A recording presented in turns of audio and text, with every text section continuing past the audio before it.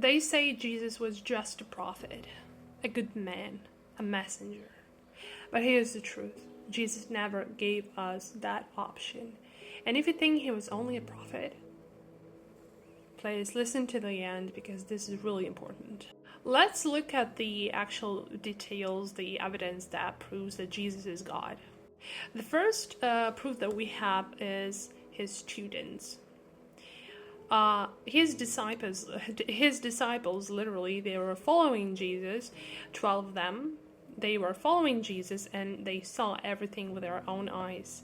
They saw how he resurrected people, how he healed people, he resurrected them. Demons flew away from him. He was preaching about God, about his Father. He was saying new things into our lives, into our souls. He was telling us something that is really important, that all the law in the Old Testament, everything was fulfilled in Jesus.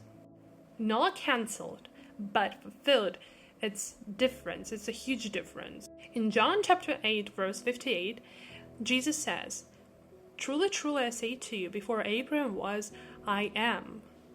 Can you see that kind of like the point that Jesus is making here in this passage? I am. I'm still here. I did not go anywhere. I'm here.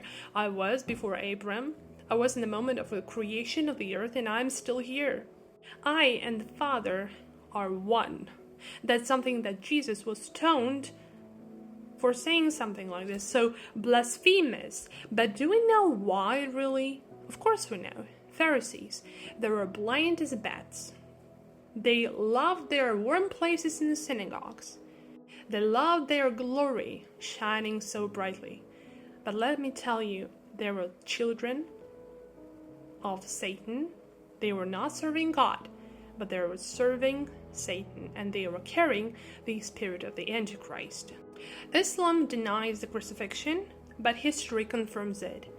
Surah 4, 157 says Jesus wasn't crucified, but even atheist historians confirm that he died on the cross. Roman historian Tacitus wrote it, Jewish historian Josephus recorded it, Christian eyewitnesses died defending it. You cannot erase history with just one verse. If Jesus died and rose again, he proved he's not just a prophet, he's a king of kings.